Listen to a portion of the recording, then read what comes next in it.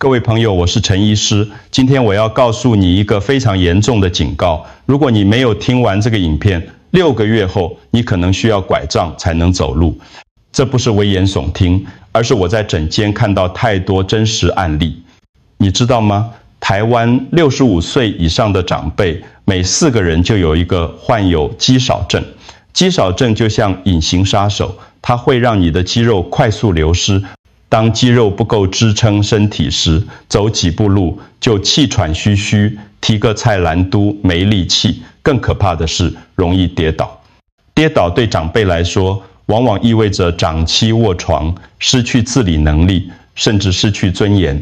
但是今天我要分享一个让你震惊的秘密：有些食物比鸡蛋还强10倍，却很少人知道。这些食物不仅能帮你重建肌肉，还能让你重新站稳脚步。别忘了订阅频道和开启小铃铛，接收我们最佳的健康建议。我想知道你是否正在关注这个影片。如果你觉得内容有用，请在留言区打1；如果没有，请打0。首先，让我用最简单的方式解释什么是肌少症。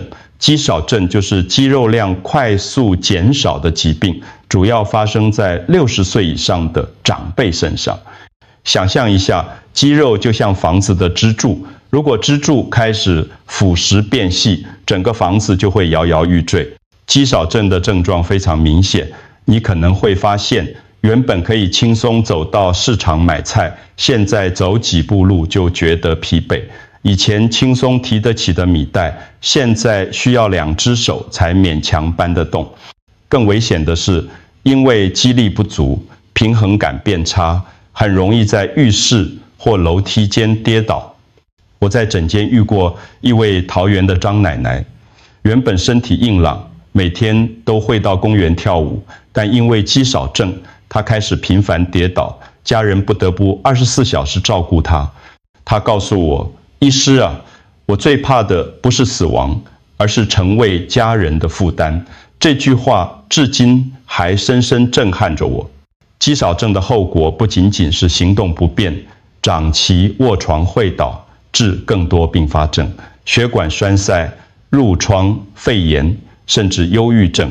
根据统计，肌少症患者住院风险增加3倍，死亡率也明显提高。但好消息是，肌少症是可以逆转的，关键就在于正确的蛋白质摄取和适当的运动。接下来我要告诉你的这个秘密，可能会颠覆你对蛋白质的认知。大家都以为鸡蛋是最强的蛋白质来源，对不对？我要告诉你一个让人震惊的事实，这个观念是错误的。鸡蛋确实含有优质蛋白质，但有些食物不仅蛋白质含量更高，更重要的是，它们的吸收率和利用率比鸡蛋好得多。我说的10倍，指的不只是蛋白质含量，而是对肌肉建造的整体效果。让我举个例子，台北的王爷爷每天吃2颗鸡蛋，坚持了半年，肌力改善有限，但当他改成我推荐的这些食物后，短短3个月就能重新骑脚踏车去买菜了。这种差别就像用小水管浇花和用大水管浇花一样明显。为什么会有这么大的差别呢？原因在于蛋白质的种类、消化吸收率以及搭配的营养素。有些食物不仅提供蛋白质，还含有帮助肌肉合成的维生素、矿物质和抗氧化剂。就像建房子一样，光有砖头不够，还需要水泥、钢筋和各种建材。更重要的是，这些食物都是我们日常生活中容易取得的，价格也不贵，不需要购买昂贵的营养品，不需要复杂的烹调方式。现在我要告诉你这5大高蛋白食物的名单，请准备好纸笔，因为这些资讯可能改变你和家人的健康状况。在公布这5种神奇食物之前，让我解释为什么蛋白质对肌肉如此重要。把蛋白质想象成建造肌肉的建材，如果把血液比作计程车，蛋白质就是乘客。计程车必须把乘客载到目的地，也就是肌肉组织，才能进行修复和建造工作。如果没有足够的计程车，或者乘客品质不好，肌肉就无法得到充足的营养。我们的肌肉每天都在进行新陈代谢，就是的蛋白质会被分解，新的蛋白质会被合成。这个过程就像路面维修一样，需要不断补充材料。如果蛋白质摄取不足，就像路面被雨水冲刷，却没有人修补，久而久之就会破损不堪。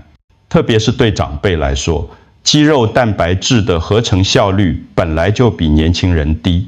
研究显示，60岁以上的人需要比年轻人多摄取30%到40%的蛋白质，才能维持相同的肌肉量。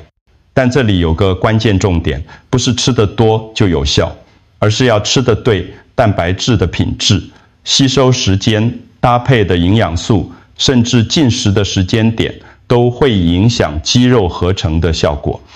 我在临床上发现，很多长辈蛋白质摄取量看似足够，但肌少症状况依然恶化，原因就在于他们没有选对食物，没有用对方法。第一名，黄豆制品，豆浆、豆腐、豆乾。黄豆制品是我最推荐的蛋白质来源，特别是和台湾长辈。为什么说它比鸡蛋强呢？黄豆蛋白不仅吸收率高达90%，而且脂肪含量低，不会造成心血管负担。我记得台中有位张伯伯，75岁，因为肌少症，走路常常不稳。我建议他每天早餐喝一杯无糖豆浆，配一块蒸豆腐。半年后回诊，他的步伐明显稳健许多，还能自己骑机车到医院看诊。他开心地告诉我，医师，我现在每天都期待早餐时间。豆浆建议选择无糖版本，每天500毫升就能提供约18克优质蛋白质。豆腐可以蒸煮或做成豆腐汤，豆乾则适合当点心。记住，新鲜制作的豆制品营养价值最高。第二名，鱼类，鲑鱼、蒸鱼、虱目鱼。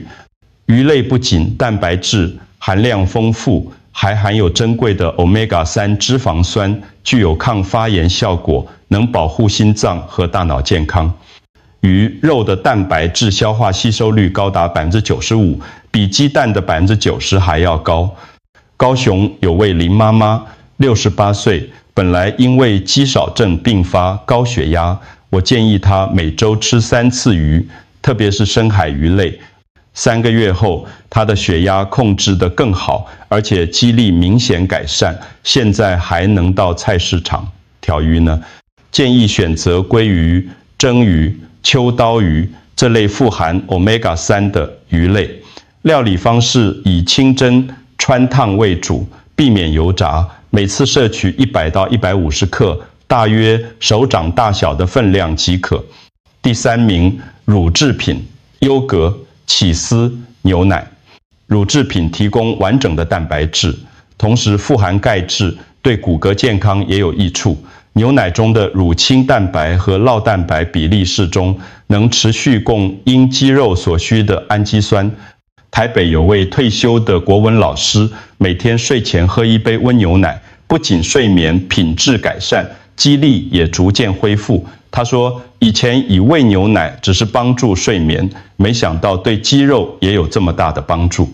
建议每天摄取2到3份乳制品，一杯240毫升的牛奶提供8克蛋白质，一盒优格约含10到15克蛋白质，选择低脂或脱脂产品，减少饱和脂肪摄取。第四名，瘦肉类，鸡胸肉、猪里脊肉。瘦肉类的蛋白质吸收率极高，而且含有完整的必需氨基酸。鸡胸肉和猪里脊肉脂肪含量低，适合需要控制体重的长辈。新竹有位陈先生，原本因为肌少症无法提重物，我建议他每天午餐吃一份蒸鸡胸肉，搭配蔬菜，2个月后他就能重新提着孙子的书包接送上学了。料理建议，鸡胸肉可以用电锅蒸煮，加入姜片去腥；猪里脊可以切薄片汆烫，蘸酱油食用，每次摄取80到100克，避免过量造成肾脏负担。第5名，坚果与种子、杏仁、核桃、南瓜子。坚果类食物小小一把，却含有丰富的蛋白质和健康油脂，它们携带方便，适合当下午点心，而且含有维生素 E 等抗氧化营养素。我建议长辈每天吃1小把坚果，大约是一个拇指大小的分量，可以选择无调味的杏仁、核桃或南瓜子。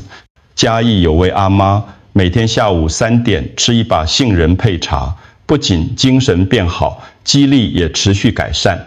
记住选择原味、未加工的坚果，避免油炸或加糖的产品。光吃对食物还不够，我要教你完整的黄金恢复法。这个方法结合了正确的饮食、运动和睡眠，效果比单纯补充蛋白质强10倍。公式很简单，吃对加动对加睡对。吃对，每餐摄取25到30克蛋白质，分散在3餐中，不要一餐吃很多，其他餐不吃，因为肌肉合成需要持续的蛋白质供应，就像盖房子一样，你不能一天送很多砖头，其他天都不送。动对，每周至少150分钟的中等强度运动，可以是快走、游泳，或者使用弹力带做阻力训练，不需要激烈运动，关键是持续和规律。阻力训练特别重要，它能刺激肌肉合成。睡对，保证每天7到8小时的优质睡眠，最好晚上10点前就寝。肌肉修复和生长主要在深度睡眠时进行，睡眠不足会影响生长、激素分泌，降低蛋白质合成效率。板桥有位王阿姨，70岁，半年前走路需要拐杖，她严格按照这个黄金恢复法执行，每天早餐豆浆配蛋，午餐蒸鱼，晚餐瘦肉汤，每天下午用弹力带运动30分钟，晚上9点半上床睡觉。半年后的今天，他不仅不用拐杖，还能跟邻居一起爬山呢。记住，这3个要素缺一不可，就像3只脚的板凳，少了任何一只脚都会倒下，持之以恒是关键。通常2到3个月就能看到明显改善。让我跟你分享一个真实而感人的故事。台南的陈先生，68岁，退休后原本想享受安逸的生活，却在半年前开始频繁跌倒。第一次跌倒是在浴室，幸好没有严重受伤，但接下来的跌倒越来越频繁。有一次甚至在大马路上跌倒，差点被车撞到。家人带他来我的诊所检查，确诊胃肌少症。陈先生当时的状况很严重，走路需要人搀扶，连上厕所都需要家人协助。他告诉我，医师，我觉得自己像个废人，什么都做不了。看着这位原本健朗的长辈变得如此沮丧，我的心里也很难受。我为他制定了详细的恢复计划，每天早上1杯豆浆配煎蛋，中午蒸鱼配蔬菜，晚上鸡汤配豆腐，每天下午用弹力带做20分钟阻力训练，晚上9点准时上床休息。3个月后，陈先生回诊时的变化让我惊喜不已。他可以自己走进诊间，不需要任何辅助。他兴奋地告诉我，医师，我昨天还自己骑脚踏车去市场买菜呢。老板娘都说我看起来年轻了10岁。看着陈先生重新恢复自信的笑容，我深深感受到正确的营养和运动能带给人的不仅是身体健康，更是重新点燃生活的希望。他现在不仅能自理生活，还重新找回了作为家庭支柱的尊严。总结今天的内容，这5大食物：黄豆制品、鱼类、乳制品、瘦肉类、坚果种子，搭配黄金恢复法的吃对、动对、睡对，就能有效逆转肌少症，让你重新站稳脚步。记住，肌少症不可怕，可怕的是置之不理，不要等到走不动了才后悔。预防和治疗都需要从现在开始。这些方法不需要花大钱，不需要复杂的设备，只需要你的坚持和家人的支持。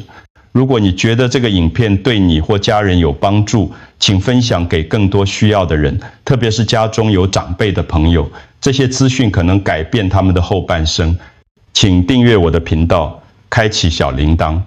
我会持续分享更多实用的健康资讯，在留言区告诉我，你打算从哪一种食物开始改善，我会亲自回复大家的问题。让我们一起为健康的老年生活努力，让每个长辈都能保持尊严和活力。记住，健康是最好的投资，而且永远不嫌晚。谢谢大家的收看，我们下次见。